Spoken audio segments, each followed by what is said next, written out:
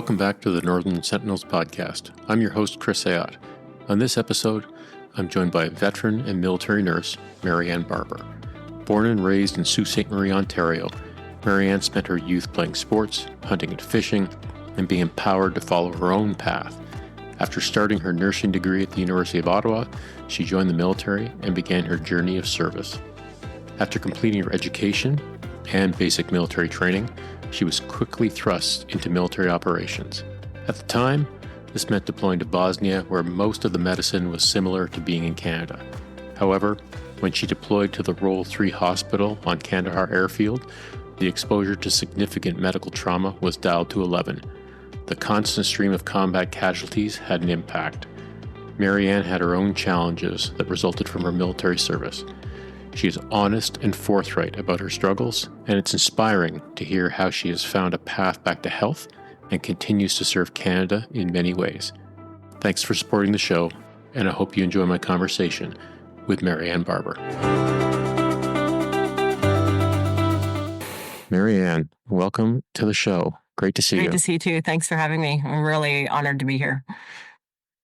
How is Vernon? Do you have 1 million feet of snow? We have absolutely no snow, and it's going to be like 14 degrees today. I'm driving around with my convertible already.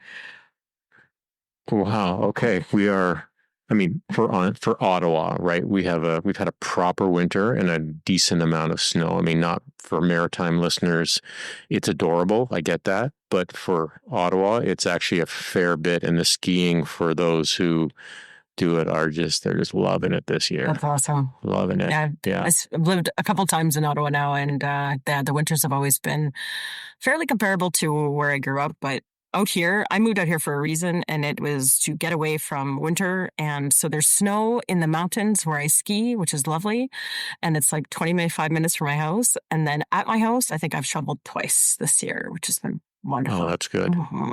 That's perfect. Mm-hmm. So are they making snow in the mountains, or are they actually getting snow in the mountains? We get snow in the mountains, which is great. So. Oh, that's nice. Mm-hmm. I can remember that I lived in Chilliwack for a stint, finishing off my training. And I can remember exactly that people go to the mountains to ski, and then they just come back and don't have to worry about it. Something to be said. Yeah, it's a beautiful balance. So you already mentioned sort of where you grew up. So when we talk a little bit about that, where you grew up, but also your parents' sides of the family and that sort of origin story. Yeah, so I was born and raised in Sault Ste Maire, Ontario. My mom and her family are from Sault Ste Maire, and my father was from a little town called Matheson, Ontario, just outside of Timmins. My parents are probably the most romantic love story, and still continues to be, that you've probably ever heard. We always joke that they've set us up to fail in any relationship because they have this amazing marriage, going on almost 60 years, and, they're still very much in love, and, they're still very sweet, and they're amazing. But yeah, they met, oh God, I want to say mid 60s. And, they were at some dance. My mom always jokes that Dad was on a date with Big Booze McGee or whatever her name was, which is hilarious. And but she saw my dad from across the room, and he saw her.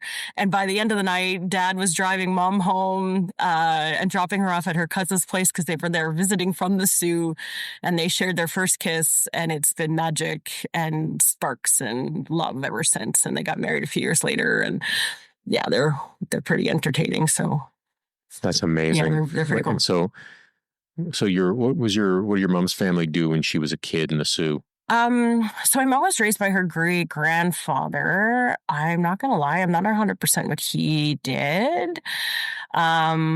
Which is terrible. I'm totally forgetting. But my mom was the first woman in the family to go away to school. She became an X-ray tech. So she went off and got her college diploma as a radiology technician, and then she was working at the General Hospital in Sault Ste. Marie. My father's family, so the Barbers, I think, came to Canada from Scotland, I want to say in the late 1700s, maybe early 1800s. We've been here for a while, and huge family. Like my grandfather was one of 17. My grandmother is one of like 13, all from the North Bay, Calendar area. And so huge family. My dad's one of 9. He's got 6 sisters and there's three boys. So big families and all kind of like farming, salt of the earth, kind of good, solid, kind of just hard farming up there. And miners. My grandfather was a miner. He actually was an asbestos miner, which is pretty crazy. He had, as a child, I remember him having every form of cancer you could think of. But yeah, and my dad served in the military for 3 years. He was a boy soldier. He joined at 15. My grandmother had to sign off on him signing up. So he signed up with the RCEME, was doing like electromechanical. He was working as a mechanic, but then he didn't serve for very long. He did 3 years and then he got out. I think he spent half his time in the brig because he would hitchhike to go see my mother, and then he wouldn't make it back on time and he'd be AWOL, or he would get in a fight with his sergeant about something. And so he wasn't, he always kind of jokes that he didn't really fit the mold very well. And then he worked at Algoma Steel for close to almost 30 years. My mom was at the hospital for around the same. And when they retired, I think they were 55 when they retired, and they actually left the Sioux and moved back to Matheson, to where the old family farm is. So my parents live in the house where my parents now live in the house where my dad grew up. And it's on, we have a little lake right there. We call it Barber Lake. I don't think that's the official name, but we call it Barber Lake. It is now, yeah. And it's, there's something about being there and the history, and there's a smell to the air that is just like this beautiful poplar, pine tree forest, and it's lots of farming there now still. And yeah, the fresh, that dark, fresh Canadian water smell, and yeah, it's just like home for the soul kind of thing. So it's amazing to think of the sort of the boy soldier, not just generation, but sending your 15-year-old off to the army, 16-year-old off to the army. It's it's pretty crazy. I mean, it's a life. It's one generation, but it seems like it is sort of an ancient, anachronistic idea of it. So you're going to put your 15-year-old in the army. If you said that today, somebody would be calling child services. Well, and I mean, like my father's sister, so dad's the youngest of 9. So there's an 18-year gap between his oldest brother and my Uncle Wilmer was in the military, and he was I think he was a master warrant officer when he finally retired, but he started off with the Strathconas. He was supposed to go to Korea, and then the war ended and he didn't. But he was in Petawawa flying as an FE on the Hueys. Like there's photos of him flying around Richard Nixon, and like he was the first FE on the Hueys. Yeah. So it's kind of cool to see that he was out, he retired in I think this late, by the time, even I want to say the 80s, he was out of the military. So, and my dad only did 3 years, and they were together once in Kingston. They were posted to the same base. I have a picture of my mother and my father in uniform on the parade square in Kingston, which is cool because I was posted to Kingston and went. We took them to the same spot, and they kind of reenacted this photo, which is kind of cool. But yeah, I love. You said your Uncle Wilmer. I love names that are so generational that basically how old somebody is. And I find it really interesting. So my dad's family, they all go by their second names. Like my father's name is Patrick John, and they all call him John. So and all my aunts were the same. So they all go by their middle names, which is, I didn't realize this until probably about 5 or 6 years ago. I'm like, wait a minute, what? That's not your first name? Hold on a second. Wait a minute. Anyway, but what is happening here? But pretty interesting, especially from the Barber side, because I think I'm fairly well known for being a little spicy and feisty. And we're all the same. Like my cousins, my aunts, like Barber women are well known for being strong, independent women, which is kind of cool. So why is that? Do you have any sense of why that has been an enduring family trait? Was it? I think. Was there a space to be whoever you wanted to be and whoever you were? Oh, yeah, absolutely. Yeah, definitely. And I certainly remember, when I grew up, the way we grew up and the way we were raised, There was nothing you couldn't do. There was nothing that said, you can't do that because you're a girl. We were hunting and fishing and doing all these things that all the boys were doing. You were splitting wood. You were, I was playing football, with the guys in high school. Like, you just were not treated differently because you were a female. And my aunts were the same. Like, the whole house contributed to helping on the farm. At my father's place, like, there was no difference. Everybody contributed equally. And I think that really led to probably that energy that is, no, you're just as capable. You're just as, the same capacity and function. So there's nothing that can stop you. And that's kind of that's how I was raised, for sure. Did you find at the time that was unique for your family, or did you see other examples of that around you? To be honest, I think growing up, I didn't really notice because it was just how we were. I really noticed it when I joined the military. And all of a sudden, there's people like, girls don't do that or women don't do that. And you were like, okay, what? Like, what are you talking about? Or, you're going to have a harder time doing that because you're a girl. And I remember thinking, that has never been brought to my attention before. So what are you talking about? But so you have the history of service in your family. So do you have was service talked about as a kid? I'm wondering how you're sort of in your mind, you got to the point where I'm going to join the military. I knew my uncle served. We were fairly close with my Uncle Wilmer. Other than that, my dad's service was very short, and he was so young. He was like 15 to 18, I think, when he served. Right. And then by 19, he's married, having a child in Sault Ste. Marie, and working at Algoma Steel. So it wasn't really something that was in the forefront. It was never really something that was part of our family. I think as kids, we always participated in Remembrance Day things, but at school, but it was never really this huge connection to the military growing up. I know for myself, so I joined in 97, but I tried to join in 96 so that they would pay for my nursing degree. So I knew that I was going to go into something healthcare related, and knew that financially that was going to be tough to pay for a university. So found out about the ROTP, regular officer training plan nursing program. And I knew that I did not want to go to RMC. I had a friend who was there. This is kind of how I found out about the ROTP and RMC. I had a friend who was a year ahead of me in high school, and he joined and he went. And he was like, you should come and do the tour and find out about the school here, because I think you'd really like it. And I got on a bus for Sault Ste. Marie, and we went to Kingston, and the recruiters. And I was like, there is no way in hell I am signing up for this. Like, I got to wear a uniform. I got to march around. I have to I was like, no, this does not sound like fun to me. I don't care how free the education is. And also they knew that they didn't have health sciences and they didn't have nursing or medicine. And that's what I wanted to go into.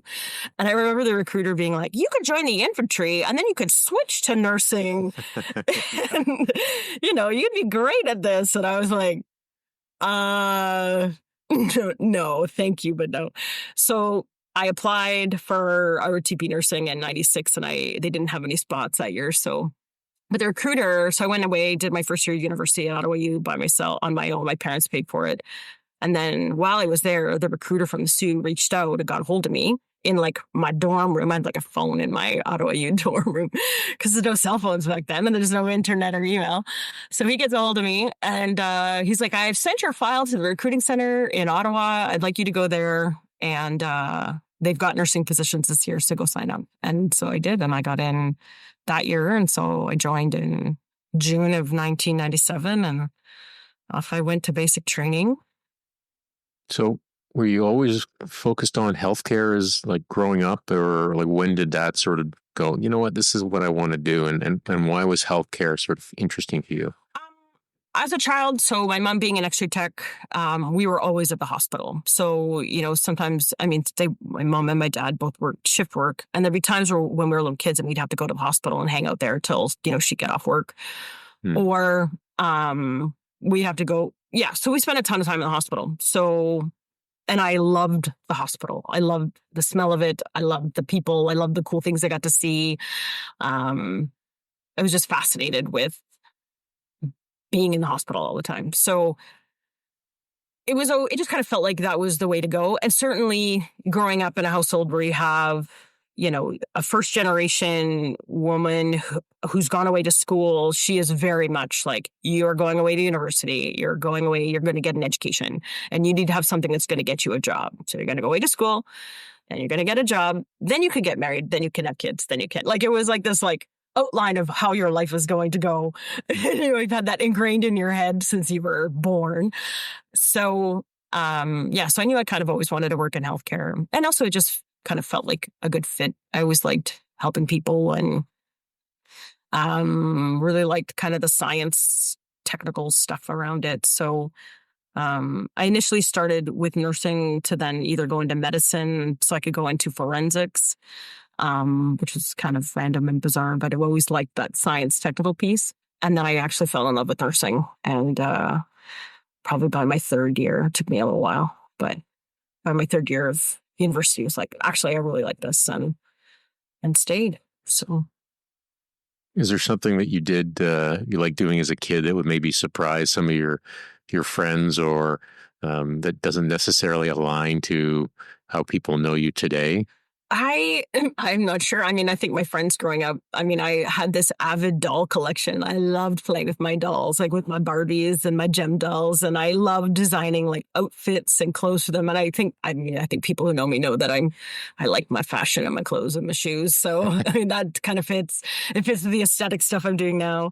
But I also did we used to play like hunting, and we actually used to hunt. So that, I think that fits too. Yeah, no, probably not too much. What's a gem doll? It was like this crazy doll that was like the rocker Barbie, where they had like pink hair, really? And they had like tattoos and permanent makeup on their faces. They were just different than like kind of classic Barbie thing. They were like the punk rock dolls, and they were pretty cool. I can remember as a kid because I don't know what the sort of access you had in the Sioux. Again, I think most of the demographics listening are of the age where none of this is a surprise. But like, I lived in Cold Lake as a kid for a bunch of years, and like there's really nothing there. So you're running around the woods, or you're playing sports, but you might get, like, I can remember my dad was in the military, would come back from temporary duty, right? Come back from an exercise or something, and like maybe could put down in the States and maybe bring something that, holy smokes, from Toys R Us. Did you have access to, regular stuff in the Sioux? Oh yeah, absolutely. No, it was a pretty big town back then. It was like, I think the population at one point was like around 75,000 people. Like, it was a pretty big community. Okay. And then we're bordered with the United States. So, I mean, we did everything. Like, I remember, when I was in high school, you used to be able to like drive across the border with your driver's license. Like, you didn't need, in fact, they didn't even ask you for ID. You drive across the border, you go get like a gallon of milk, Taco Bell, and put some gas in the car. And then you drive back across the border, and it was nothing. Like, it was the big three. Yeah. Gas, milk, Taco Bell. Yeah. I still it's a secret love still is Taco Bell, but I don't advertise that very much. But yeah, so I mean, when we had access to all the great stores in the United States that were right across the way, and you could literally, there used to be this island where we went out to in high school that we would like take little boats out to, and it's right on the border. We'd have like bonfires and camp out, and it was just this, you could swim to the United States if you wanted to across the channel. You didn't, but you could if you wanted to. Anyway, were your friends or family surprised at all when you enrolled in the military? Oh yeah, big time. My family, I think my parents, because I've been talking about this free education, they were very supportive. I know they were certainly kind of like, are you sure? Okay, and I kind of wanted the independence, and I wanted to provide my own education. I didn't want my parents to have to go into debt, and I certainly had not saved any money to go away to university. I was working at like a dollar store, and I did a bit of babysitting when I was in high school. But mostly that was to fund the gas for the, Mafia Mobile Buick that, you can put like all of your 18 friends in the back seat and 7 of them in a trunk and drive out to some, party in the middle of nowhere in the woods in Northern Ontario. I spent all my money on gasoline. So yeah, I hadn't really had any savings, and I didn't think it was fair that my parents would have to pay for my entire degree, and I didn't want to come out with $1 bazillion in debt in loans, and I thought, well, this is going to be an adventure, and this will be fun, and it also thinking about like it'd be kind of cool to get back and help soldiers, take care of them, nurse them. I kind of had started looking at history stuff, and it wasn't until I was in that became kind of a really big focus. But so the initial motivation was the free education, and then I just kind of fell in love with it. So, but my friends from high school were like, "You're doing what?"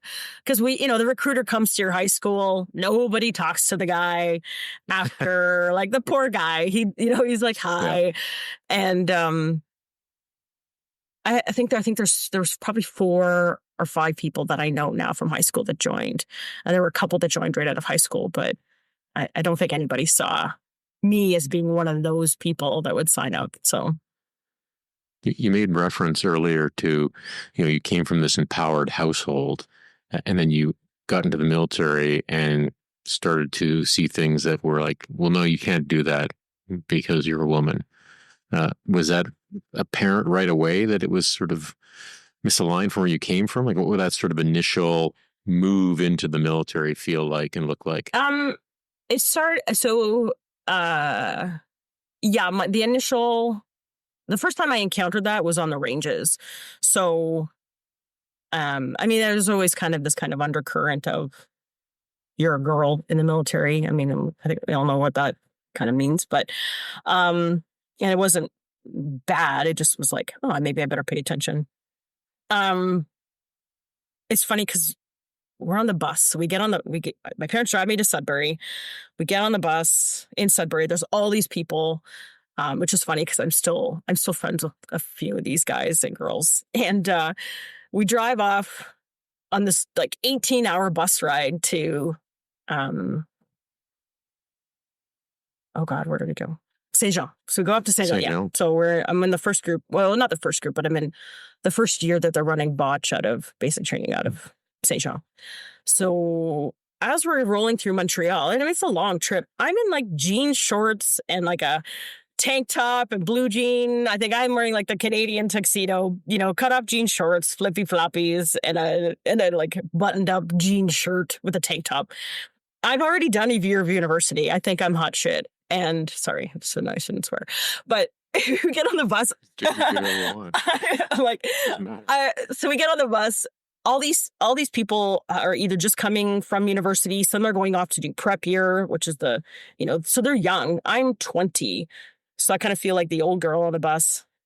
And I also know that they're all going to RMC and I'm not. So I'm like, okay, I just got to survive this for like 8 weeks or however long the botch was. And we roll into Montreal and everybody starts getting changed. They're all putting like suits and ties and jackets. And I'm still in my jean shorts and my tank top and my flippy floppies. And we get off the bus and the guy starts yelling at me right away. And he's like, why aren't you dressed appropriately? Blah. I was like, I didn't know. What are you talking about? You were supposed to be, dressed. I'm like, didn't you read the joining instructions? I'm like, what are joining instructions? And they're yelling at you immediately, like, well, stand at attention. I'm like, how do you stand at attention? You haven't taught me anything yet. I just got here. Like, chill, take a breather. So that was sadly, I think, an attitude that permeated my entire military career. Like, what is going on? Anyway, so it wasn't until we went to the ranges that I really noted because the staff made some comments. And their nickname for me on course was Barbed Wire because at the time I had long blonde hair and blue eyes, and the Pam Anderson movie had come out that year or the year before. Sure. And so there's this joke, hey, Barbed Wire. I'm just like, oh my God. Anyway, but we get to the ranges and they're like, girls can't shoot. And, they're kind of chirping a little bit. And obviously they didn't know that I grew up hunting and shooting.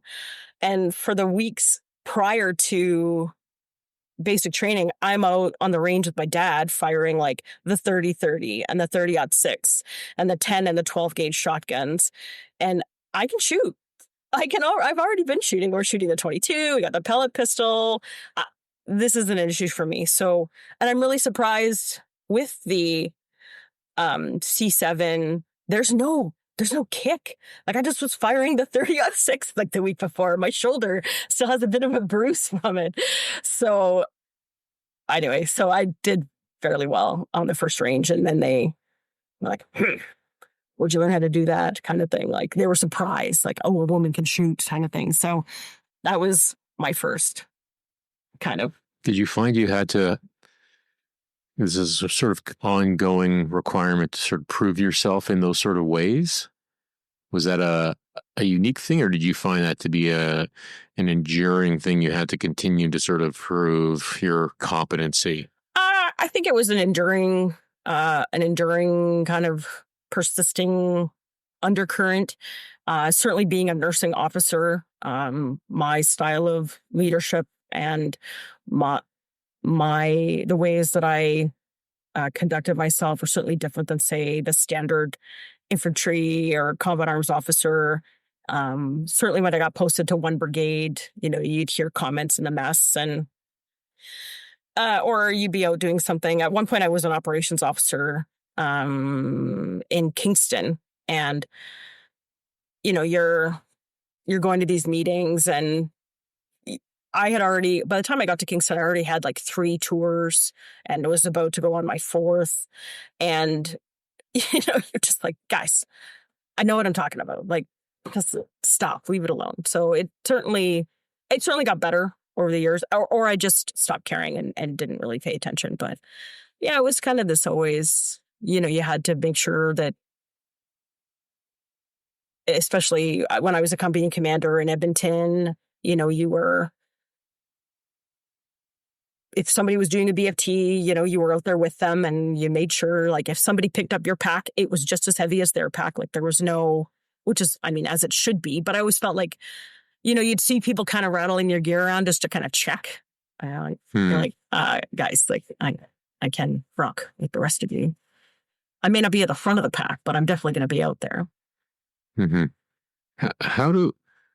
So on the medical side, how do we train our nurses? So you get your degree, you come into the forces, but what does the military actually do to make sure that, like, you're ready for not just, working sort of day to day in your capacity in Canada, but for deployments? Yeah. So the bulk of your education is Civi side. So I did my undergrad from Ottawa U and graduated in 2000. And then you go off to the Health Services Training Center in Borden, and you do your basic nursing officers course, and you do a field course, which basically teaches you how to be a nurse in the military environment. So we're, you're taught, the different field environments that you work in, your kind of roles, the roles of all the different people you're going to be working with, like the medics, the PAs,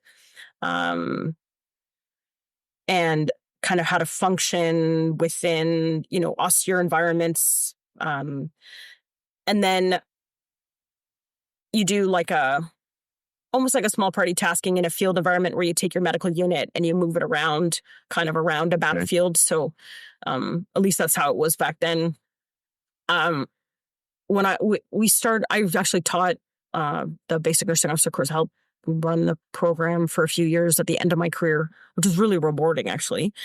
And one of the things we had instilled in them was flexibility and adaptability. So, you basically give them a box of materials and you say, okay, you are here. You need to provide care for this patient, but here's your box of things, MacGyver this and go. It was like a MacGyver task. Okay. Because we kind of always joked that we were MacGyver nurses because we never had, the kit and the gear that we needed on deployment half the time. So So we kind of integrated that into the training program. But you also have to do your trauma nursing core course, your advanced cardiac life support. So that's like if you're dead and you're doing CPR and giving drugs and shocking. And so that's part of the requirements. So you have to have a bit of a trauma focus. Mm-hmm. And then for myself, I went on to specialize as an emerge critical care. So I became a critical care nursing officer. So I did I did 3 diploma programs through Mount Royal College. So the military gave me the time and the money to go back to school. And I did my level 1 and level 2 certificates in emergency and ICU nursing. And then I also added in my forensic nursing certificates so that I could be a sexual assault nurse examiner. So those are all civilian courses. And then at the time, as junior officers, you're doing things like your OPMEs or OPDOPEs. It switched halfway through the program. So you're doing like your officer professional development training courses. And then I had tried to get on like the, what was ATOC? It was like Advanced Tactical Operations course and ITC. Yeah. So I was trying to do, because you're getting put into, because as a nurse, I mean, you have a clinical focus. And I forced as much time as I could to be clinical. So when I got posted to Edmonton in 2000, when I graduated, I got posted to one health support operational training unit. And we were embedded in civilian hospital 4 days a week. And 1 day a week I was on the base. So, which is probably why we didn't interact much when we were both posted to Edmonton at the same time. Right. So your whole role is to maintain your clinical skills so that when you're deployed, you are clinically current and ready to go versus, them having to send you into hospitals for like a flash, 1 month period just before you deploy. You're actually spending time just, kind of honing your clinical skills. So for the early part of my career, I was doing that, which was really great. And then What was your first experience in an ER like? It was late 2000. So back then they didn't put new grad nurses in emerge. So I'd started working on a ward at the Royal Alex. I was up on like a med surge ward, and the hospital was running a new program to train new grad nurses in emerge.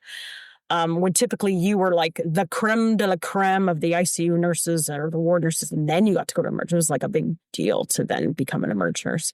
And they were short staffed. And so they were like, we're going to bring some new grads in. We're going to train them on all the things we want them to know. And we're going to see how they do. And the military, being part of the hospital at that time, was like, we have 3 nurses we want to put on this course. And I was lucky enough to be one of them. So I went and did this course, and then, and I had done some time in emerge as a student, just as like a standing observer kind of thing. But my first shift, was pretty crazy because there was a elderly gentleman who had had a heart attack and doing CPR, and the wife is standing across from me, crying and like, save my husband. And, we're just like, oh my God, I'm like 23 years old, doing CPR on this man. And then another person came in. They had been crushed by a rock chipper, and they had sustained like pretty significant chest trauma, but nothing was showing. And the charge nurse that was there was like, no, there's something off here, and I don't know what it is yet. Let's just wait. And she's like, mechanism of injury, we'll give us some time. He's in a lot of pain, but he didn't have a sternal fracture. He didn't have any bone event fractures, but what he did have was that he had cracked all of the cartilage joints essentially at the sternum and the ribs. And so then his sternum like dislocated, if you may. So it was crazy to see her level of knowledge and intuition. And she was like, nope, just wait. We're not sending this guy home. There's something off here. And I don't know what it is, but we'll just give us some time. And sure enough, within like a couple hours, it manifested. We got him to relax, and he was, feeling no pain. And then poof, this sternum's like, burr, and off he went to the OR. So it was, I remember thinking, wow, I would love to be able to get to that point where I feel like that's my knowledge and intuition level. And yeah. So So is it the pace of things that you like? Is it the problem solving? Like, what was the sort of the draw towards that? I think it's the pace. It's the complete change in patients every few hours. It's the challenge of it. It's hard. You've got to problem solve. You've got to figure out what's going on. Why are they here? You're so I really like that. So it's a little bit like, you know, you're doing one thing and then squirrel, you can go off and do that. And that's okay because, probably some undiagnosed ADHD back then. And I just liked that it was hard. Like it wasn't something that everybody else was doing, that it was a challenge and you had to be on. You had to really, think critically. You had to use your brain. And then if physical was tough at times because you're lifting and moving patients,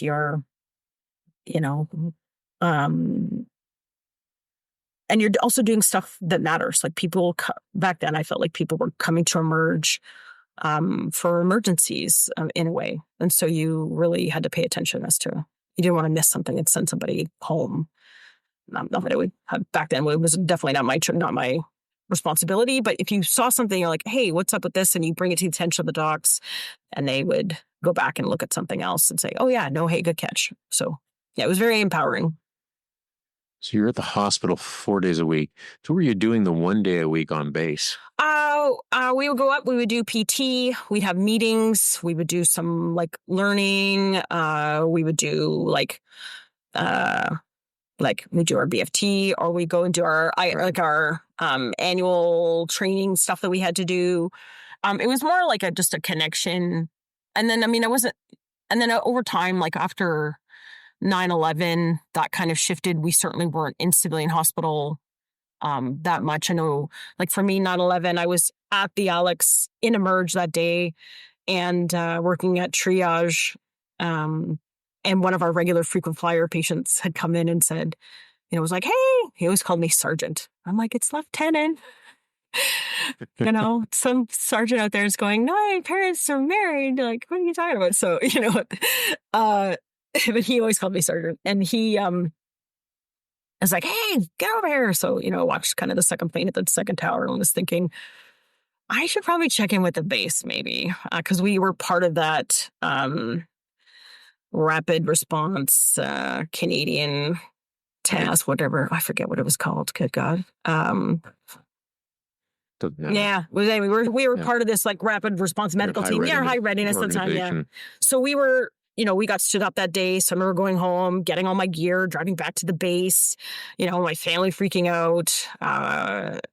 My boyfriend at the time was not on that list. So he was like, oh, I can't believe you get to go and I don't. And it was intense. And I knew when I graduated in 2000, I got posted, they had said, okay, so you're going to go to Bosnia in 2002. And I was freaking out about knowing that in 2 years, I was going to have to be ready to go to Bosnia.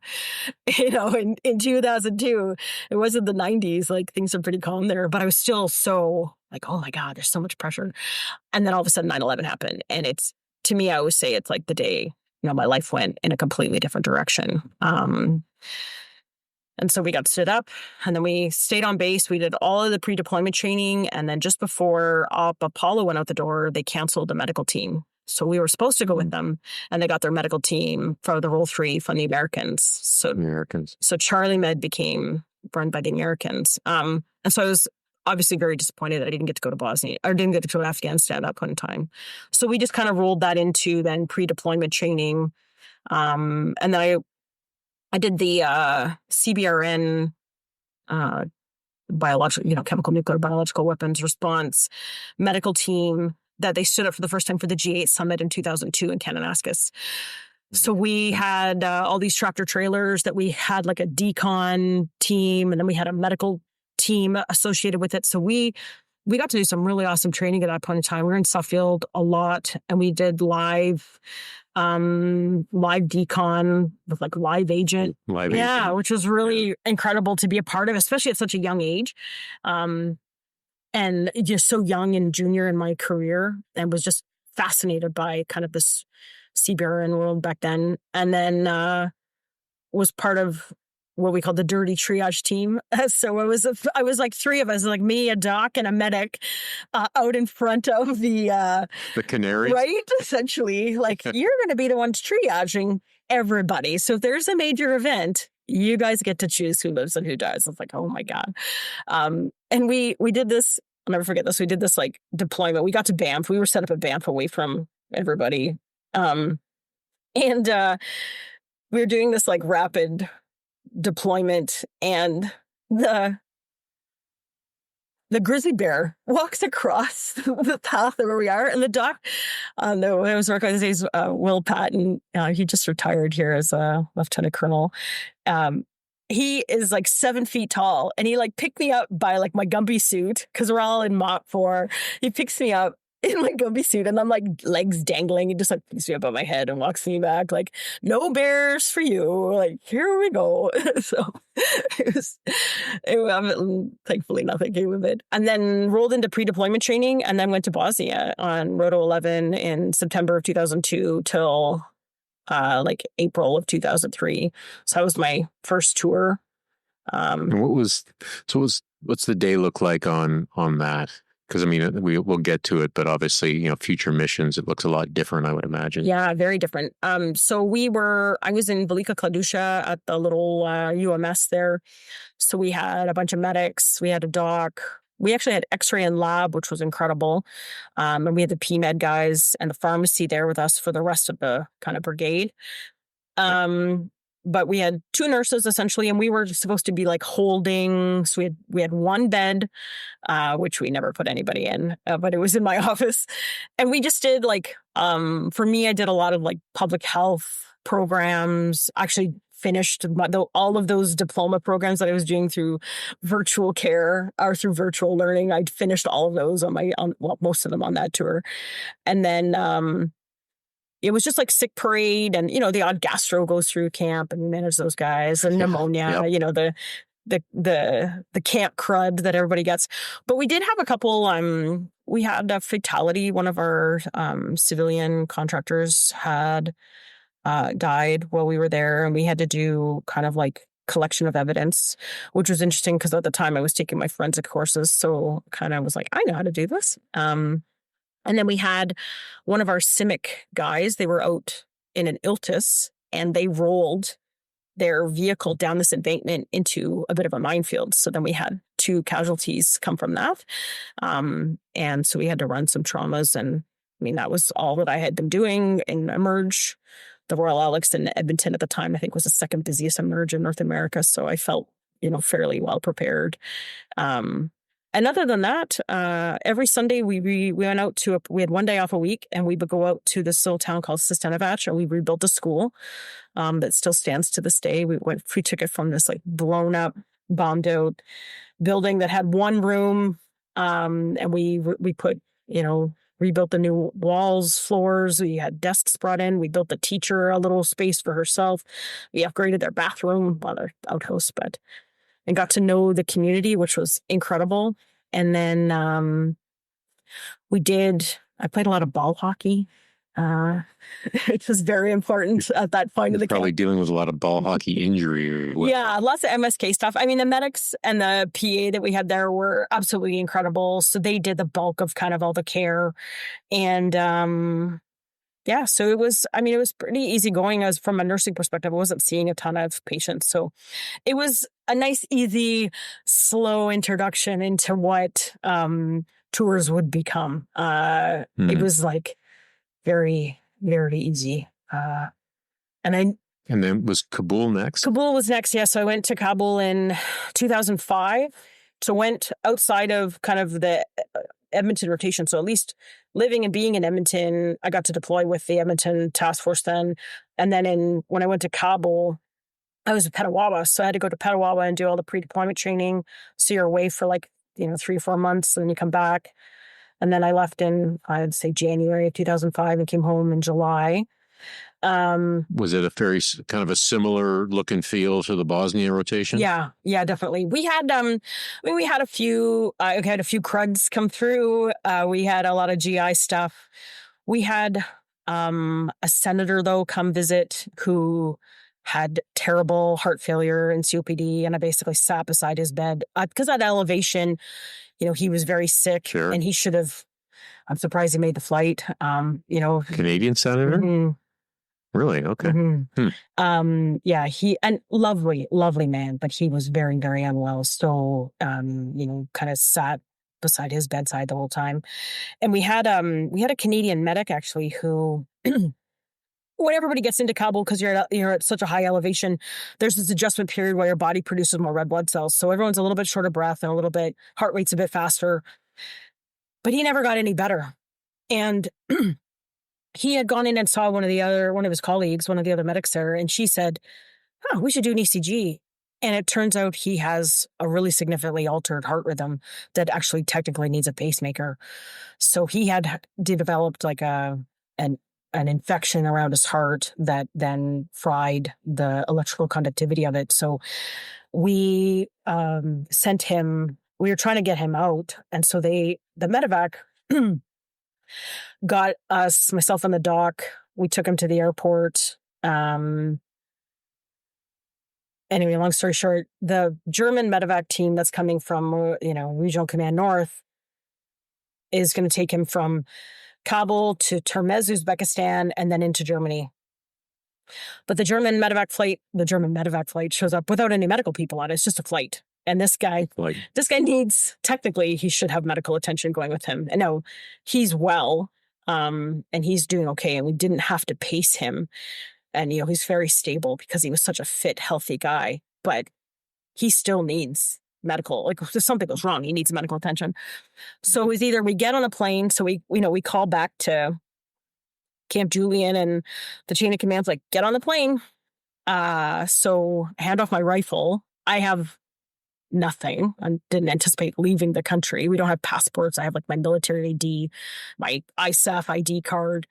And the medics that are with us that drove us to the hospital, I'm like, anybody got any money? Like, people gave us some cash. And we got all the medical gear and we got on this plane. I don't have an overnight bag. I have nothing. Lesson learned. And off we go to Termez, Uzbekistan. We landed in Kunduz, picked up some people. The Taliban had just overthrown that airport. And so there's like bombed out everything all around. The bunch of Germans get on the plane, and you can see the Taliban like standing off in the corner. I'm just standing there with the doc and the patient. We're walking around taking pictures like a bunch of tourists. And there's like waving everybody like, come on, let's go. Anyway, get on the plane, land in Termez, and the border guards for Uzbekistan are like, you don't have a passport. Like, what are you doing? You can't get in here. And we're like, we're with him. The patient's like, he has a passport. He can go. So they negotiate this deal and they let us in the country. And the Termez German Rule 3 hospital is very small. This amazing, amazing capability. And the Germans took great care of us. So we were stranded there for about 5 days and under threat of, kind of being traded into the some kind of trafficking environment. I have no way of getting hold of, I don't have a phone number for the base in Kabul, like who carries that with them either. That's not a thing. So my husband at the time was the OPSO. Was working, where were we posted at that time? Oh, we were in Edmonton still. So he's in Edmonton. So I'm like, do you think you could send an email if I like get logged into my Hotmail account with a German, keyboard, and send an email like, help, I'm stranded in Uzbekistan. Can you get a hold of the chain of command at the camp in Kabul and let them know? And they need to find a way to get a hold of us. So we finally roundabout way get a hold of the base and anyway, the Germans flew us back about 5 days later, and I never left the camp again. I was like, I got into Kabul and I kissed the ground. I'm like, I'm never leaving. But yeah, we had nothing really significant. Those are our two most significant cases. And it was a very different tour than my later two tours, which was, to me, what I had signed up to do. Kandahar was, to me, what I always envisioned when I thought about being a military nurse. So. What was the lead up to your first tour in Kandahar, the preparation? I had been asked if I would do a TAV, like a technical assisted visit, because they were figuring out pretty quickly after 2006, when the Canadians took over the Role 3 in Kandahar, that we needed to either add more nurses, and we needed to have some relief for the people that were there when they went on HLTA, because you were short-staffed to begin with, because I think we underestimated the entire capacity of patients we would be seeing. And then people were getting really burnt out, really tired. But then when you put somebody on HLTA and they're gone for 21 or 24 days, you're even more short-staffed. So it was, kind of chaos at that time. So they started bringing in nurses to backfill. So I got asked in, I want to say December of 2006. I'd gone from Edmonton in 2000 to 2006, and then I went to Kingston from 2006 to 2010. So I'd just gotten to Kingston, and I got asked to do this TAV. So I went out to Vancouver for 3 weeks to do some clinical time at Vancouver General Hospital, just as a refresh. Spent some time in burns, because I hadn't done a ton of burn time, in anticipation for knowing what that was going to be like, and just kind of refresh, because I'd always, even if I wasn't working with the military in civilian hospital, I was working on my time off. So I would go in on my weekends or my evenings, or I would say work 7 to 3 with the military, and then I would work 3 to 7 as a civilian and get paid as a city nurse. So, and as long as I met my military hours, I could pick up any extra that I wanted. It was my own time. So, So I, obviously you have to make sure that you get all your pre-deployment training done, but it was pretty fast. And Kingston was always sending people out from their, Land Force Training Center, or whatever. So I was lucky enough that I could just jump into some of these serials, and so I got there pretty quickly.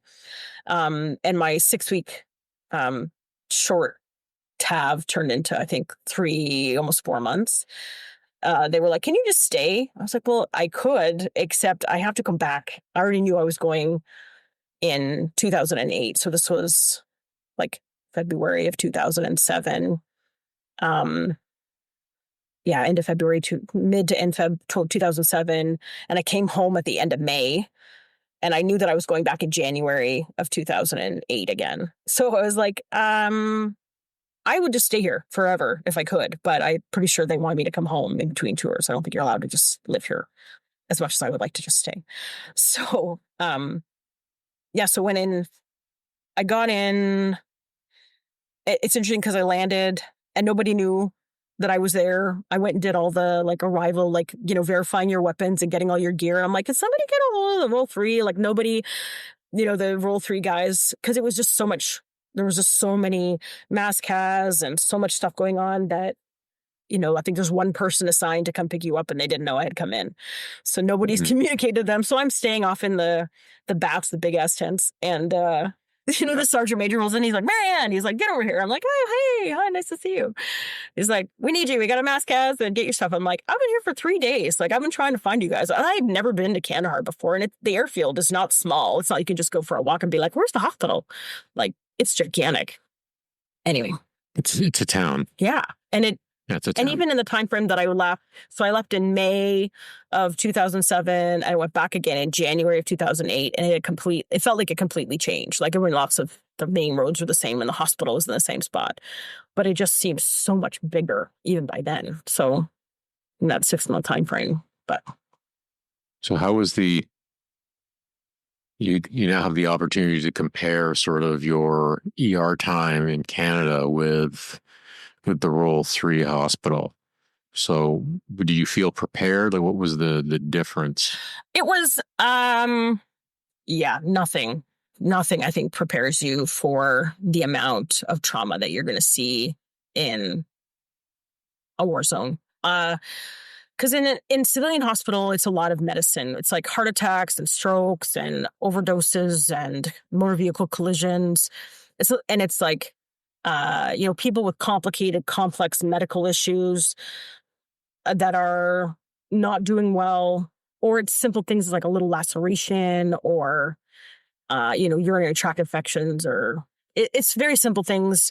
And then with a few complicated major cases in between. Like there's not this nonstop flow of trauma casualties in Canadian hospitals. I think like we think there is. So certainly, I'm sure the current emergency nurses would be like, no, that's not true. But at the time, it didn't feel the same. Whereas everything that comes through the Royal 3 Hospital is a gunshot wound, a blast injury, something that's either from a vehicle that's exploded and then rolled over, or a helicopter crash, or like it is just nonstop burns, blasts, gunshot wounds. So there is no, well, that's not true. We had like one heart attack guy.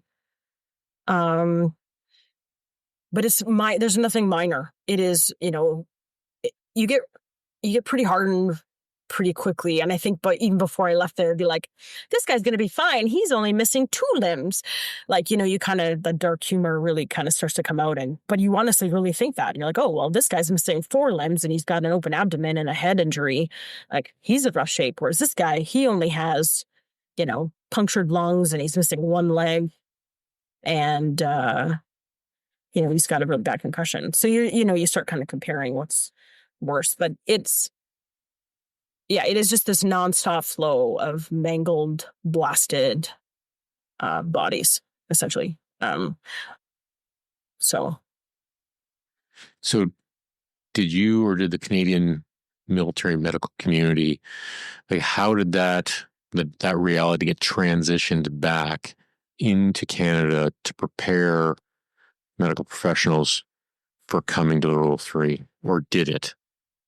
It did and it didn't. So we certainly tried to make sure, because most of our nurses, so the medical world, and I understand this has changed now, but nurses were always the officers that just filled in everywhere. So, I mean, we're meant to be leaders and managers and officers like everyone else, but we also have this clinical aspect, and clinical leadership is certainly perceived to be not as respected as, the person who's done nothing but operations officer and commanding officers or officer commandings or 2 ICs, or so you're kind of following, this officer path in management and leadership, but you're also expected to be clinical. And, when you need an ADGE and you don't have a healthcare administrator to do it, you put a nurse in the role.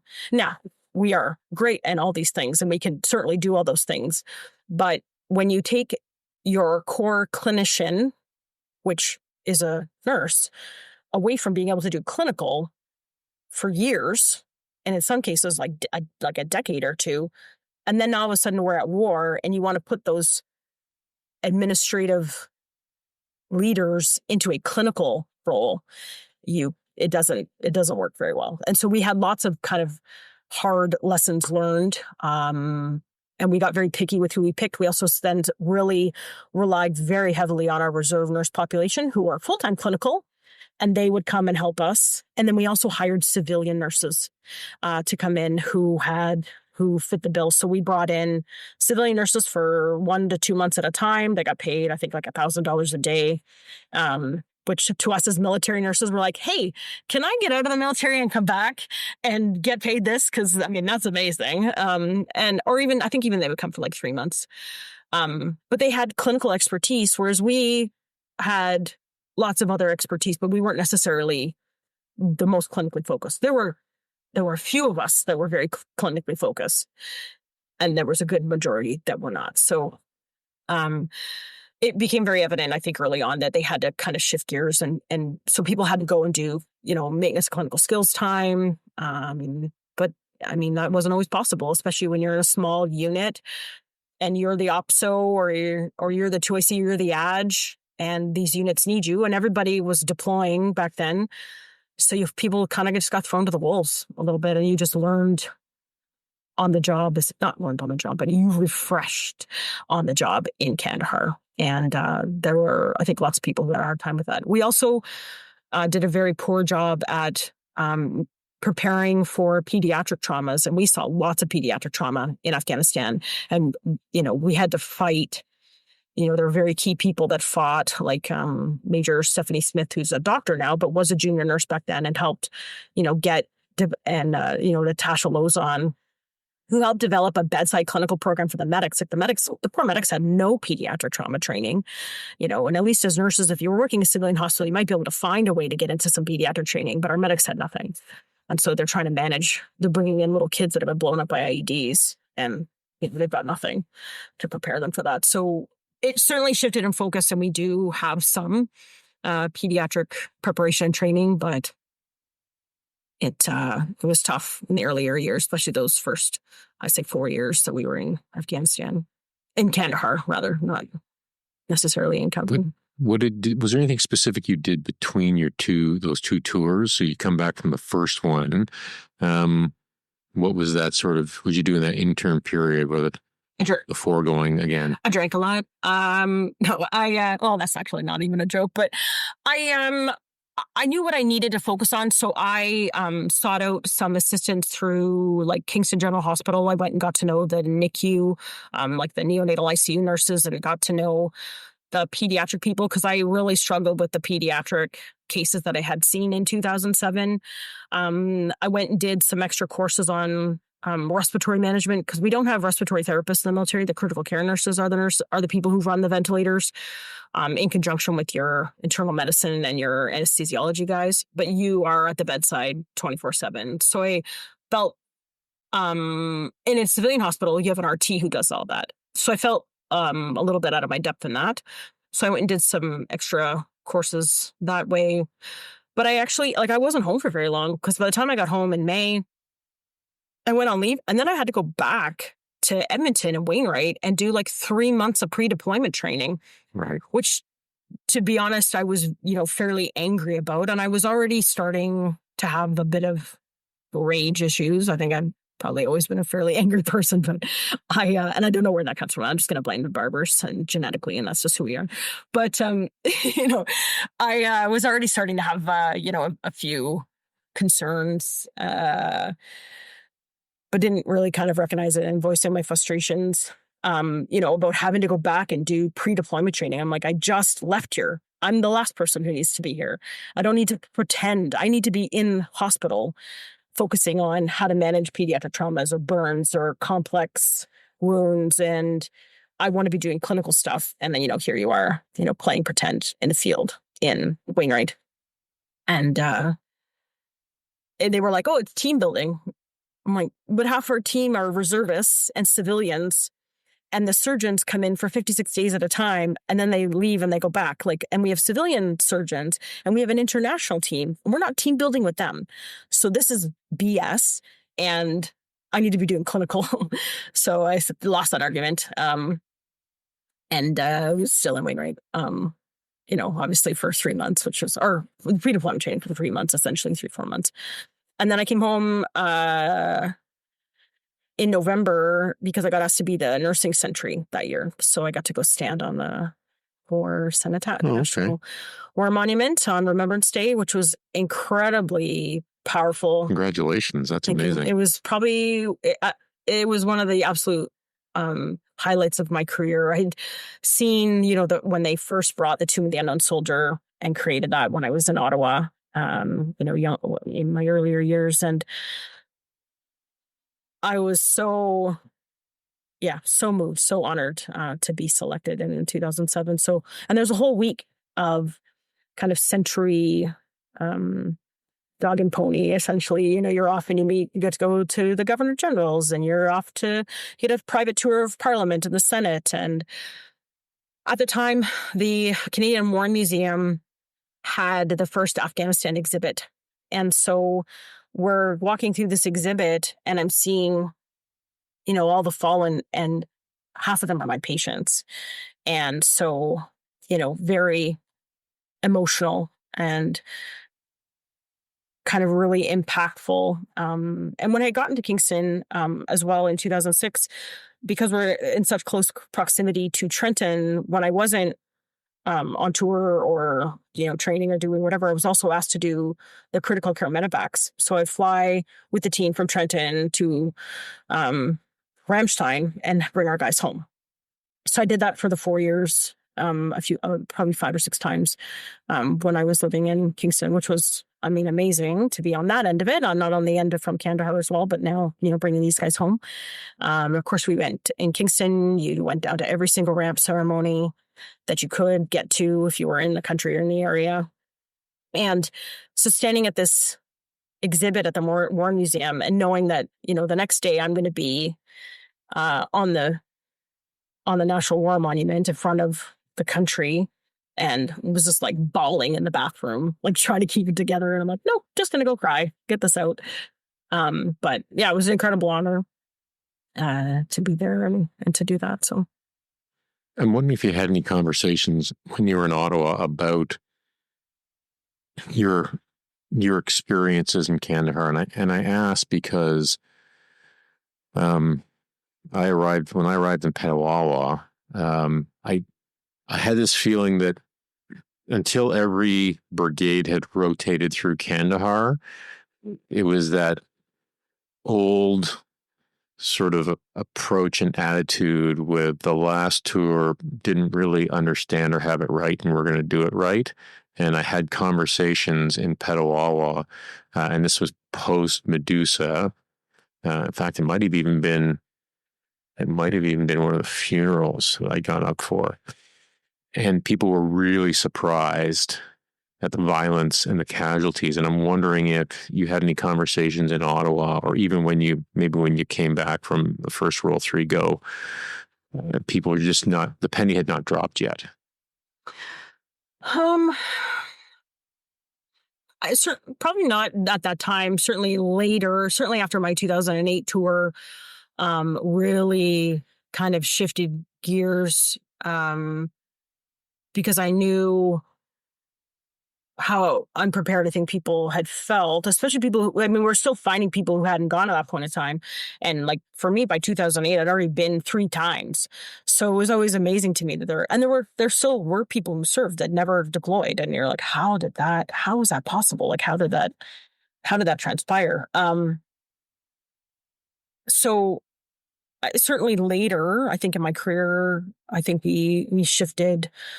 I tried to help shift conversations about, no, we need burn training. We need, we need pediatric training. We need trauma. And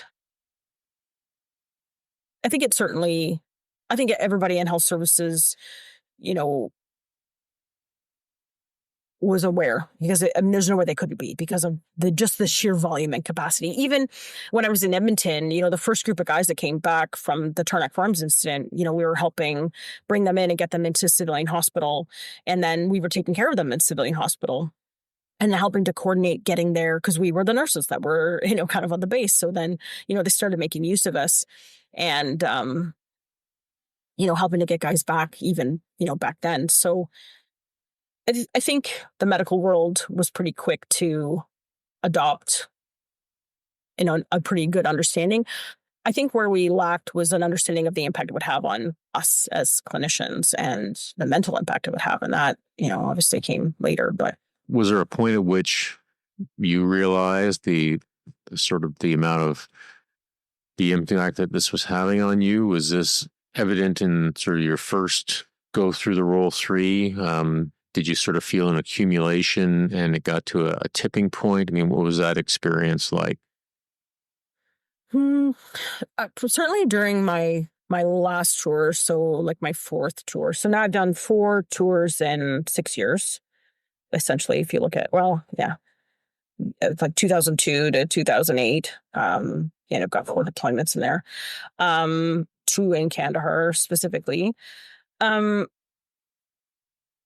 I started having nightmares about, I had 2 beautiful dogs, a Rhodesian Ridgeback and a Weimaraner back then. And I would start having nightmares about them getting blown up and me not being able to save them while I was in Kandahar in 2008. And so I was like, well, that's probably not good. And I was very aggressive. I'm pretty direct as a person, and I was even more blunt and more direct. And I certainly I started having really significant compassion fatigue, which can be a symptom of burnout, but it's kind of kind of ties in, and was really struggling morally with, kind of some of the things we were seeing and dealing with. And, I felt like I was advocating for death a lot in patients that I knew we were never going to save, and wanted, compassion in death, because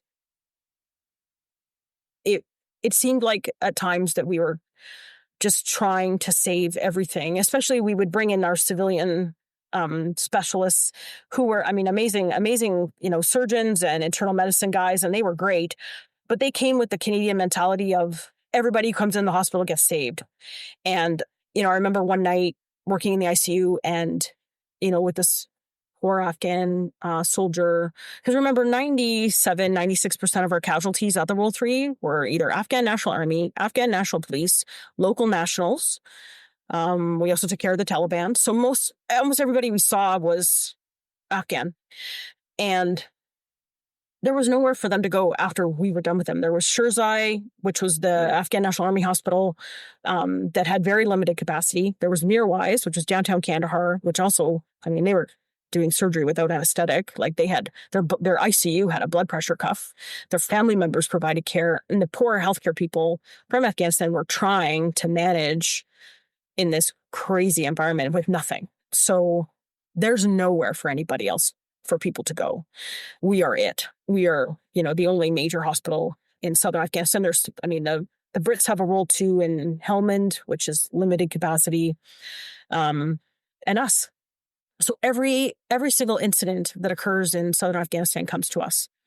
So it's just nonstop. We were supposed to have a 96-hour holding policy, and we had lots of people that were there for months, but they weren't supposed to be. But we had these really significantly traumatically wounded guys. Like, I remember one guy has, so this one particular night, he's above the knee and a below the knee amputation. He's missing an arm just below the shoulder. He has an open abdominal wound. He has a head injury, and he is peppered with shrapnel and frag. So he's got burns and that kind of deeper penetrating, MSK stuff.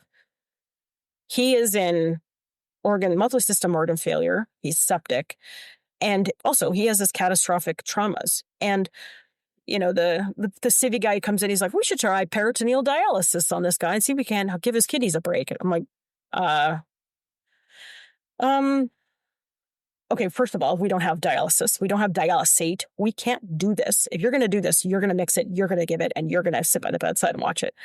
And I remember them looking at me like, you don't think that was a little aggressive? And no, I'm advocating for compassion for my patient. And compassion in this instance is to let this poor gentleman pass, peacefully, and being here in Canada, obviously that's not something that I think, you would try everything that you could, but over there was nowhere for this guy to go to get the care that he needed.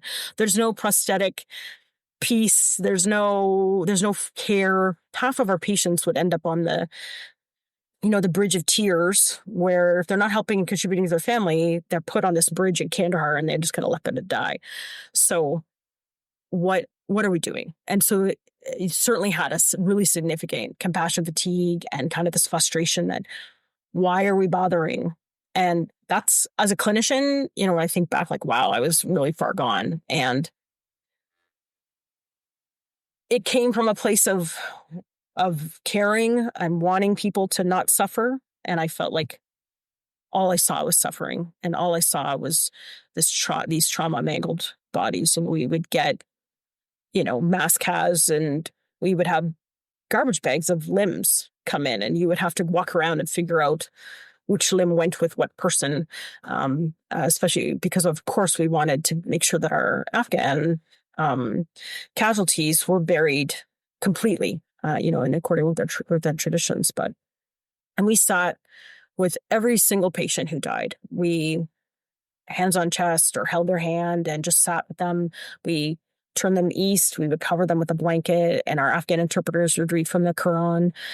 And we would just be present and be there. And after, months and months and months of doing this every single day, it adds up. And I knew I was unwell probably midway through my tour in 2008.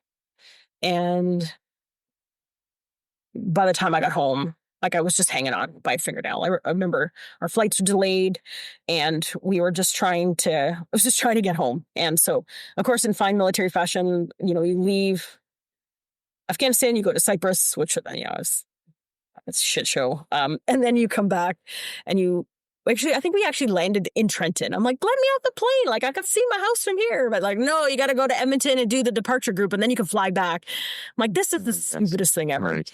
So, and then we go to Winnipeg and let off some people there. And then we finally arrive in Edmonton. And of course, we're delayed. And I miss my first flight. So finally, they let us off. I don't even have to go to the base now. They're going to let me now just go directly into the terminal. So we get it, I'm like, you could have just let me off in Trenton. Anyway, so we go, I fly home, flight's delayed, leaving Edmonton. Now the civilian flight's delayed. Land in Toronto, and my little puddle hopper Dash 8 that goes from Toronto to Kingston leaves early. So I'm like running to the gate, and they've left early. And like, we paged you. I'm like, could you not see that I was on? And I'm still in full uniform. I'm still in my tans. And they're like, well, and we can get you on the next flight. It's like 6 hours later. I'm like, I can walk home faster. Like, I'm so done. I just want to get home. I want to see my dogs. I wanted to see my husband at the time. And I'm like, I just need to get home.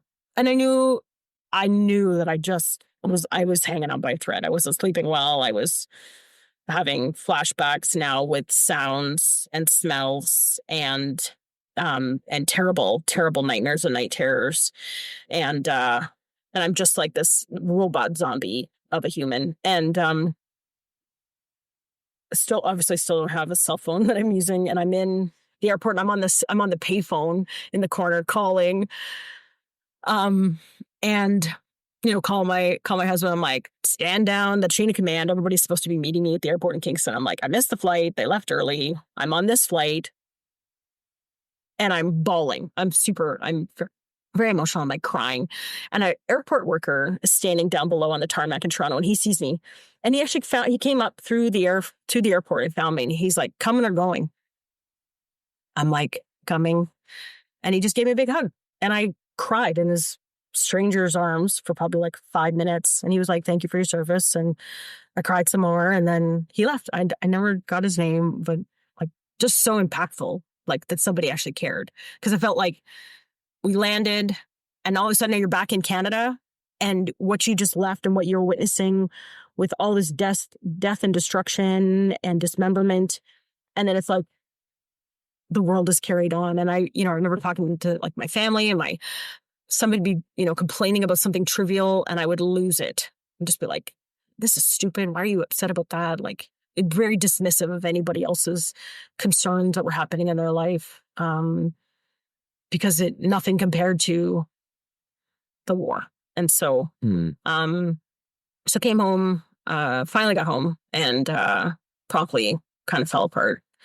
But went in like the next day on my egg and said, I'm not well. I need like probably more time off than my 3 weeks that I'm going to get. And I need help. So I started talking to somebody immediately then. I didn't realize kind of exactly what was going on with me, but I knew that it was not good and that I probably should get some help. And so kind of started to get better, promptly realized that by asking for help and then kind of self-identifying that now the path that my career had been on, I'm working my way to getting promoted to major. And back then as a nurse, there was like 3 major nursing positions. So it was pretty competitive to get there. And, I've been ticking all the boxes and doing all the courses and doing all the things, to get to that point. But also trying to stay clinical and deployable. And then was like, I am not okay. And was drinking a lot. Quite significantly, actually, and just angry and toxic. So started counseling, got on some meds that helped. But I think I kind of paid lip service to it because I instantly noticed a difference from how the leadership was treating me. I was no longer like the go-to person for things. It was like, I felt very dismissed and like, oh, you're broken, we can't use you anymore. So I felt very like betrayed in a way, because up until that point I was like the go-to person, and now all of a sudden I'm not. And that was very hard for me. Like, I was like, I just need some time. Like, I'm not gone for good. I just need a break. I need to not deploy. I need to not do the medevacs. I need to not be in patient care. I need to not be in a leadership role. I just need to suck my thumb in the fetal position in the corner here for a few months or a year, but I will come back. This is not going to really mean. And I felt kind of immediately like, you're a waste of space. Get out of here. So, yeah, anyway, so started to get better. And then, with, some really great supports and help. But I also think that I paid a little bit of lip service to my recovery and probably faked more of it than I actually was doing.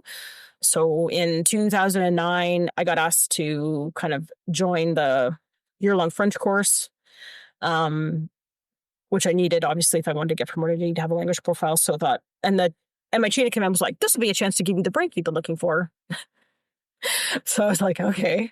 So I went off and did my year-long French course, which was, very challenging and very hard, and also a bit surreal because everybody's still deploying. The war is still going on. You're still hearing about the medevacs. Haiti happens. Everybody gets to go to Haiti, and I am not liking being left behind. So that's also my own fault, because I want to be operational. I want to be deployable, and I know that I'm not okay and I can't be. But the pressure that I put on myself is still there. I want. I should. And so, and also, getting in a bit of trouble at work. So being mouthy and disrespectful and very toxic in my relationships with friends and family, and kind of just angry and not really having a great place to put it other than directed outwards.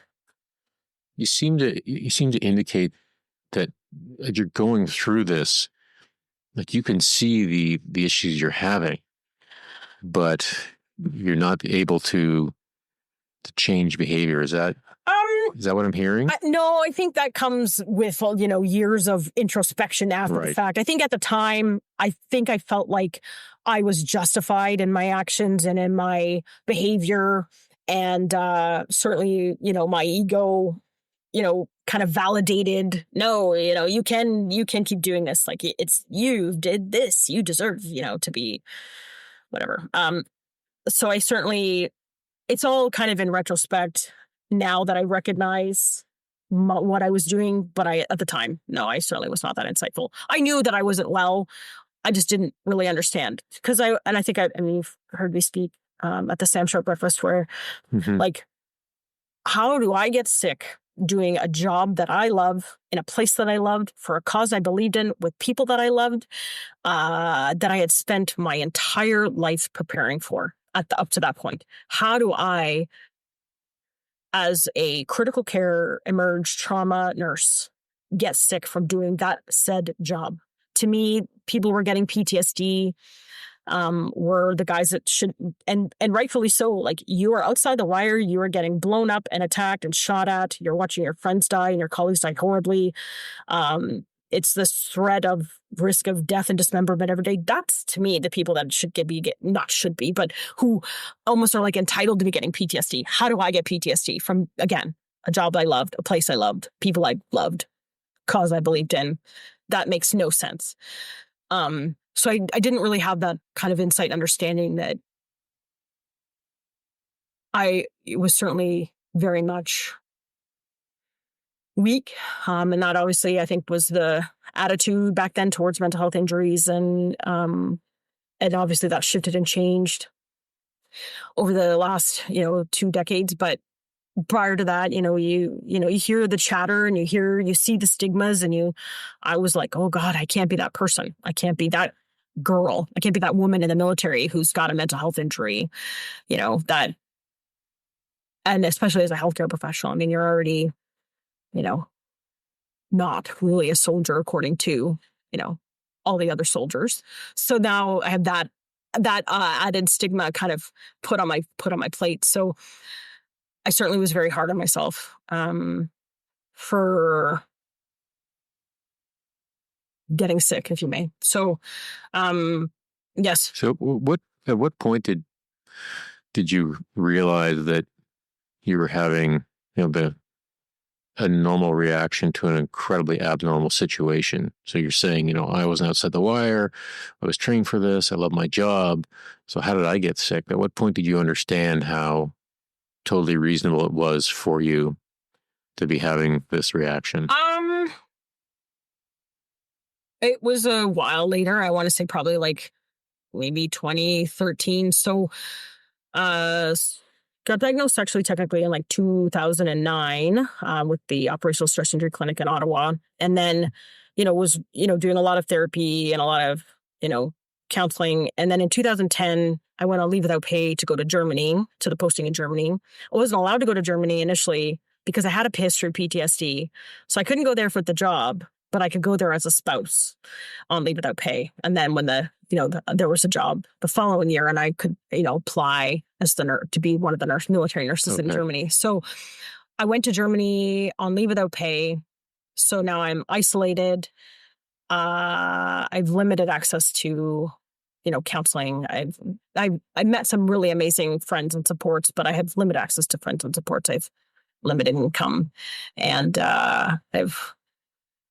so it was nice to be off. It was actually really great for me to be off work for a while and not have the pressure to work and perform and, tick all the boxes you needed in order for promotion to happen. So finished a year-long French course and then got posted to Germany on leave without pay.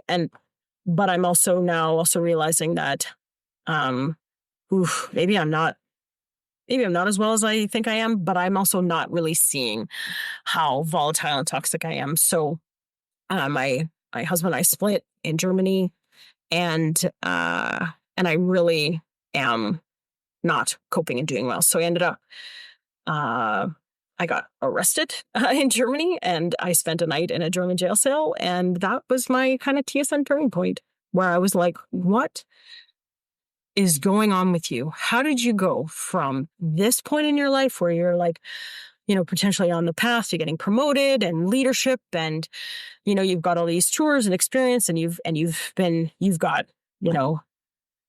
a couple degrees and diplomas, and you've got all this education and backing. And what are you doing in a jail cell in Germany?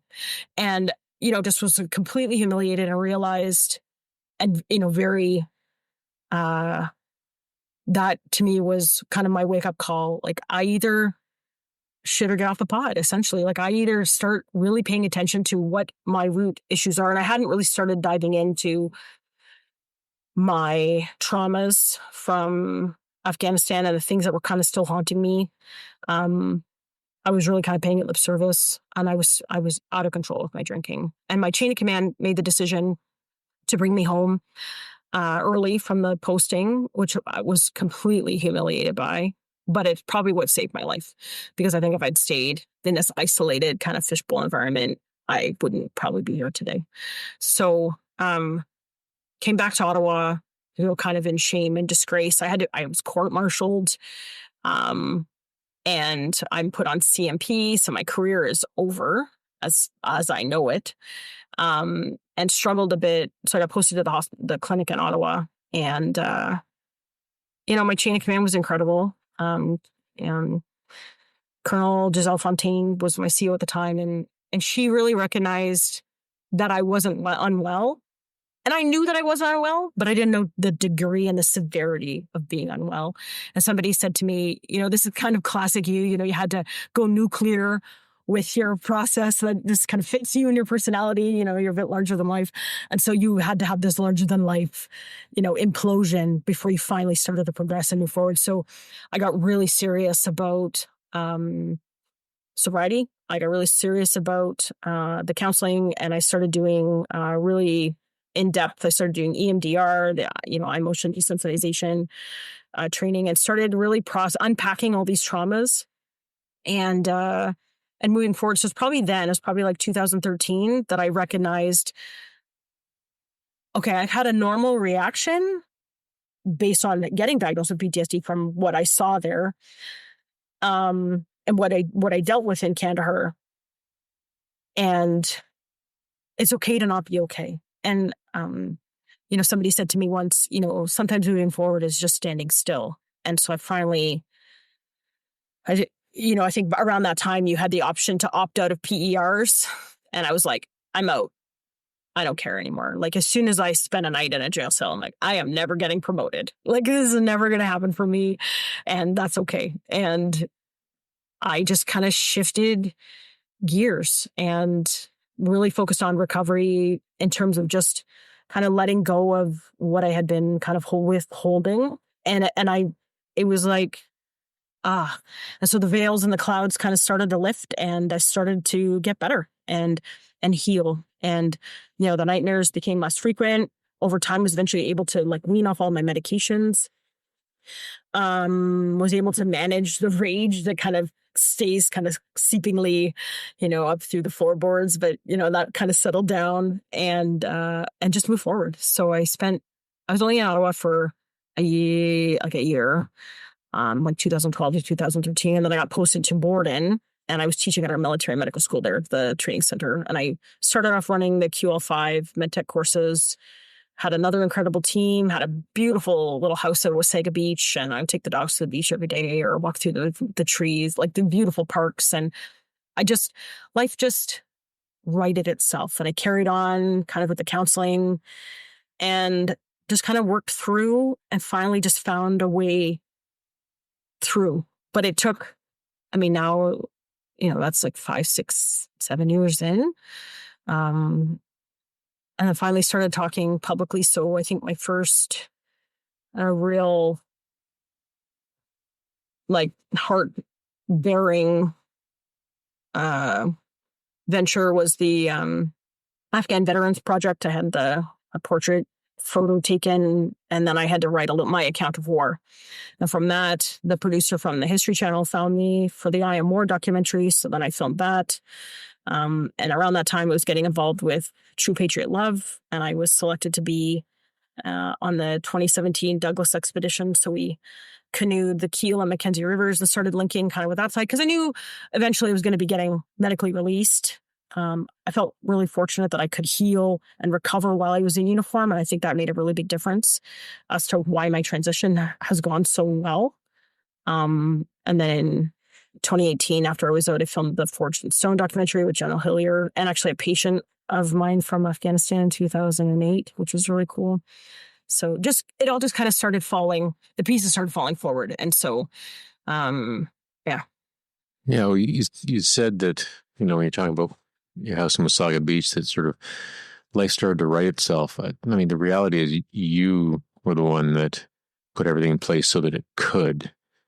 And I think that's an important difference between, hey, things just sort of like worked out. It's like, no. Like you put all the effort in to make sure that those things would then start to go in the direction you want them to go.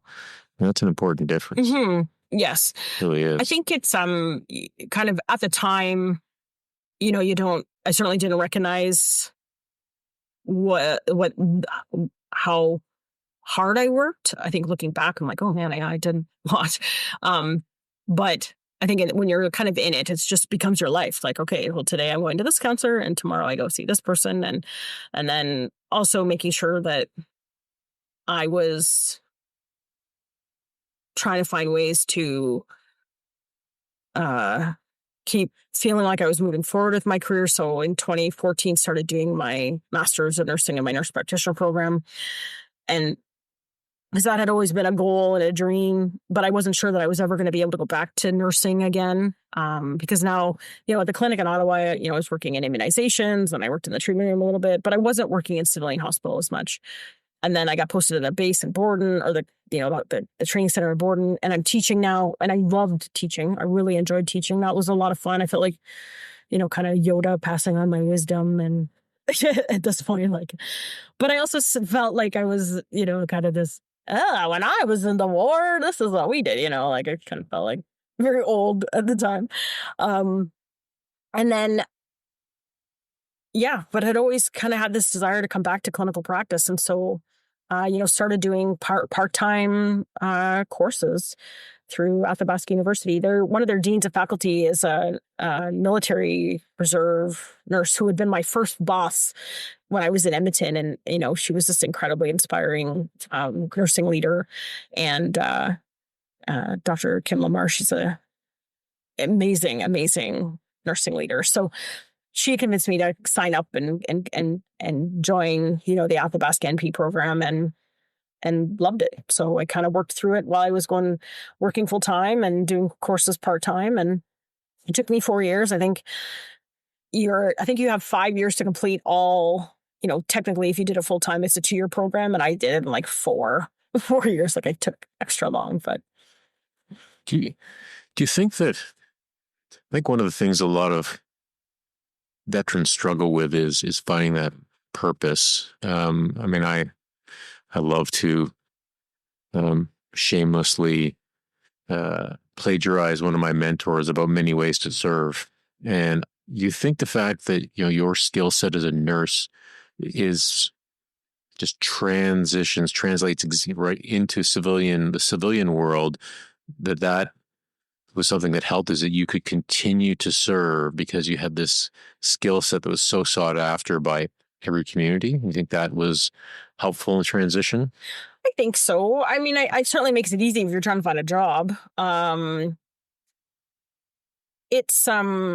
think as military members, we bring so much to the table. And you sit with the True Patriot Love guys or the Treble Victor guys, and there's all these people that talk about you inherently come with leadership and this ability to, adapt and flex and be and juggle many things at the same time. And that's from, any trade, any rank in the forces.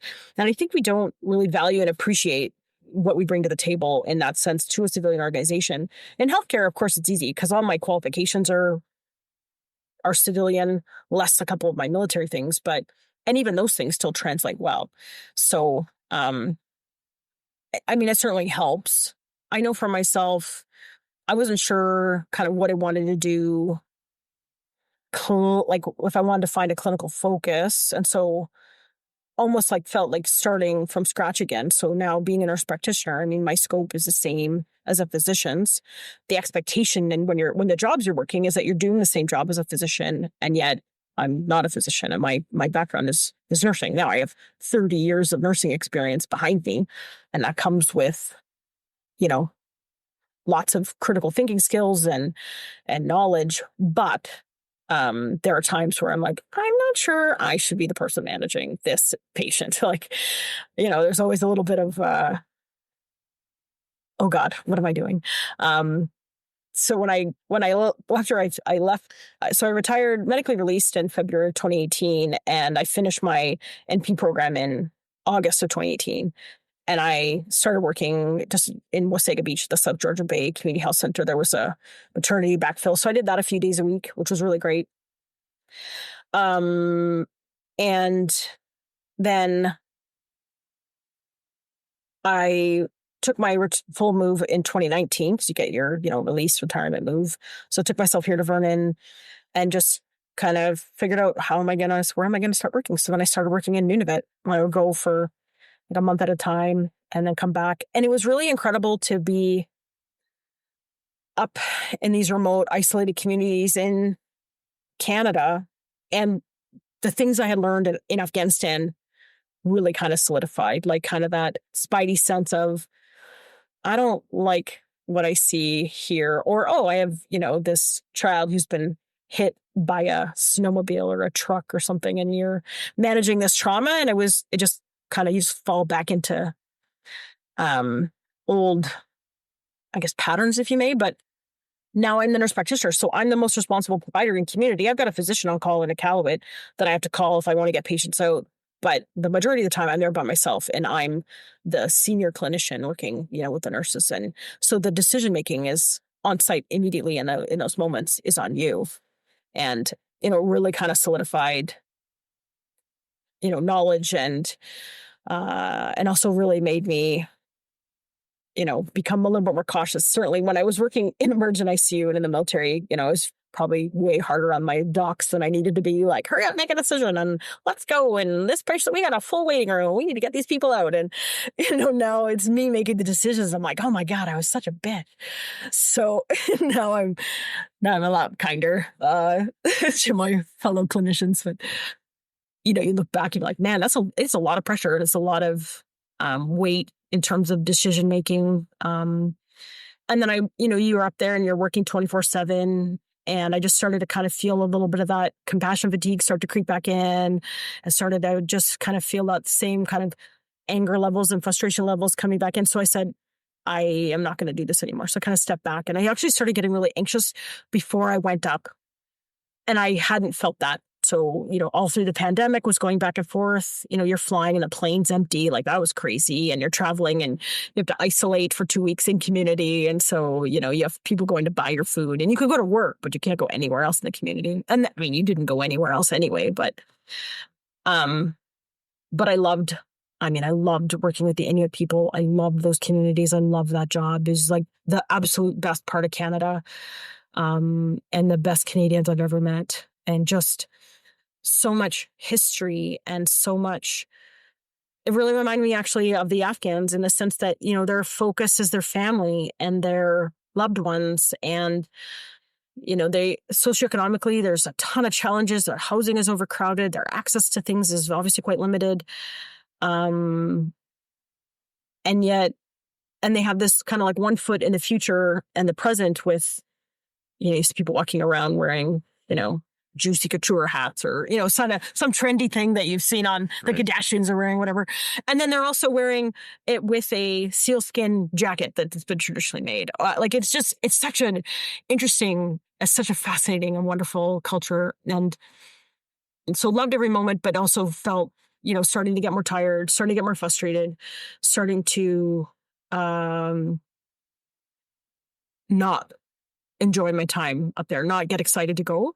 And this is where I started learning, oh, wait, I'm responsible for myself now. It's not the military, not the military forced me to go anywhere, but I am in charge and I'm responsible for me. So I'm going to say, no, I'm not going to go back. And so I just kind of quietly stopped accepting my casual contracts and just kind of focused on work here in Vernon.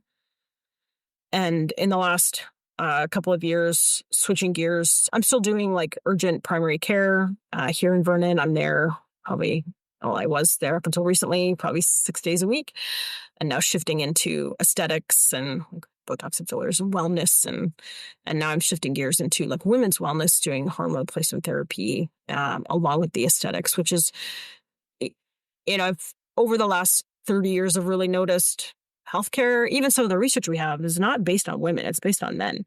And so even like heart health, a lot of the things we have is based on studies that were done with men. And so now trying to shift gears, 52% of the population is women.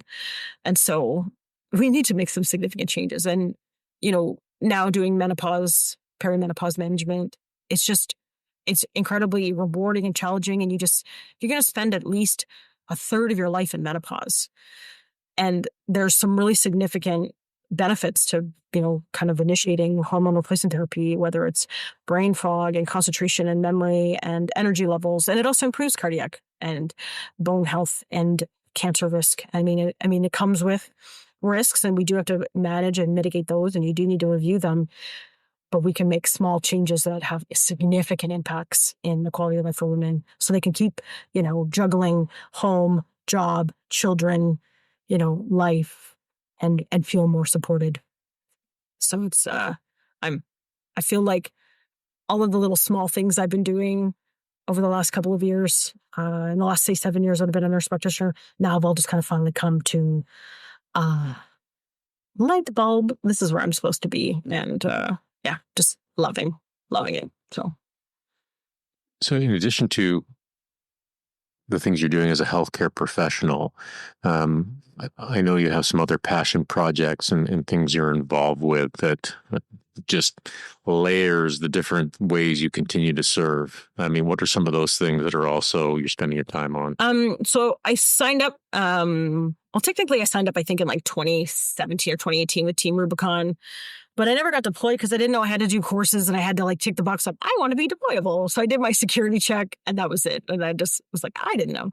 And I ran into the leadership at the Heroes Among Us function in Toronto that General Hillier had at the Hockey Hall of Fame. And they were like, how come you haven't been deployed? I'm like, how come you haven't deployed me? So then we kind of figured out, oh no, you actually have to go and do some of this stuff. So I went and did my online courses. And within, I think like 2 weeks, I got a call from Team Rubicon guys. And they said, there's been a flash flood in Savannah. It's about 2 hours from you. Do you want to go? What are you doing this weekend? I'm like, let me cancel all my shifts and I will. So I drove down and I met.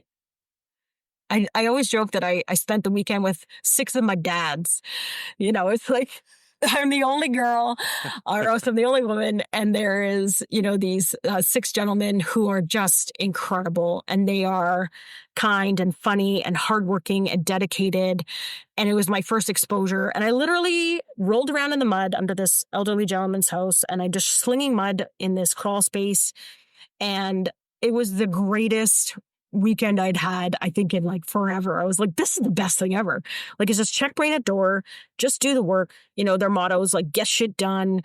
And it was incredible. And I just loved it. And I loved the people I was with. And I've kind of been following those guys around, you know, all the time. So it was like, I'm in. And so really jumped on board with Team Rubicon. And also last year, I had obviously been very involved with True Patriot Love for probably since about 2016. And I used to, when I lived in the GTA, could go drive down and I would speak at all their events. I did the For Her Country podcast. I did the documentary, like I said, with General Hillier and Mark Foucault. And then anytime they needed somebody to speak, I would go down and speak at the events in Toronto, which was really rewarding and incredible. And I got to get linked with that community. And was down a lot in 2017 at the Invictus Games. And then with the Invictus Games coming out here, so last year also got volunteered to just be a general volunteer. And so last year at the same time, they would have like events, they would Okanagan Military Tattoo, and I would go stand with my Invictus t-shirt at the booth and just get people to sign their IMs. So started volunteering last year, which is incredible. And then obviously the Jasper fires hit and I got to spend almost 2 weeks in Jasper sifting through homes.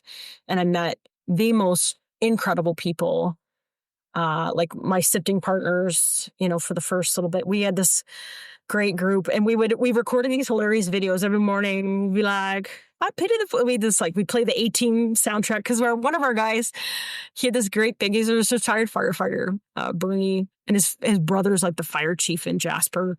And so we're there in Jasper and, you know, our first day of sifting, he can't sift because he's got this big beard you have to be bombed up in, like Mob 4 essentially. And he wants to sift. So he shaves his whole beard he's had for like 30 years, shaves it to this like crazy handlebar mustache. And now he can sift with us. So he became my sifting partner. But we joked that he was Mr. T. And so we would play the A-Team video, be like, oh, Team Rubicon. And we would all run around and we filmed all these hilarious videos. But we just had a great group. The first house we sifted, actually, so the day that I got there, we were just kind of getting set up. And then we sifted the Anglican church and we found the bell and we found a bunch of other really incredible artifacts. And that was really, you know, incredibly moving. And it was just so powerful to be, I think every Canadian has a connection to Jasper. You know, I used to go visit when I lived in Edmonton. My ex-husband and I used to go there and spend Christmas there. And if we had time, or we would go there for visits. And, you know, I remember my first Christmas there, it's like midnight, we're out, it's like beautiful snowfall, and we're walking past that specific church, and there's a German opera singer singing Silent Night, operatic style. So of course we go in and sit down, and it's just this beautiful sound and this quaint, beautiful little town and this beautiful little church with this incredible music. And so that always kind of sat with me. And then we went back and forth when we lived in Edmonton. And then hadn't really been there since. And so now here I am, you know, last year sifting church and finding, you know, the artifacts, which was just really powerful to be a part of that. But the first house we sifted was a community, two community members Ron and Lorraine Stinko, who are probably two of the most incredible people I've ever met. He's from Jasper, born and raised as a fire chief there. Their house burned down. She's a nurse, used to be in the British military, then came to Canada, works in the Jasper Hospital. They were away that weekend, and their whole house burned down. They lost everything. And we sifted the church with them, and the next morning we sifted their house. We had lunch, and then we kept on sifting other people's houses. So these people have lost everything and they volunteered. That's who Team Rubicon is. That's who those people are. So really impactful, really powerful. You're just surrounded by the most amazing people and you're doing the most amazing things. And it also brings people together. One of the families that had their home sifted earlier, they had lost everything, and 3 kids, they all play hockey. They had the set up in their garage, this like shrine to the Edmonton Oilers. And the kids had asked the guys that were sifting their home, any chance you could find our signed Connor McDavid jersey. And of course, everything's gone and, they can't find it. But at the end of every day with Team Rubicon, you sit down and you talk about your successes and what was hard. You have a bit of a debrief. And they were talking about, man, wouldn't it be great if we could get them another jersey? And I was like, I know somebody who might help us with this. So I literally pulled out my phone. I text General Hillier. I'm like, hey, sir, I need you. And here's what's going on. I give him this story. He's like, 2 minutes later, I get a reply on it. I'm meeting with Ron McLean in 2 weeks. I'll bring it up to him. We'll go from there. They're like, did you really just text General Hillier? I'm like, yeah, I don't know him a little bit. Anyway, so we go literally 2 weeks later. I got an email from Ron McLean. I mean, this is like Canadian royalty in my mind. Like, I grew up watching Rock'em Sock'em and Hockey Night in Canada. And so I'm just like, oh my God, I got an email from Ron McLean.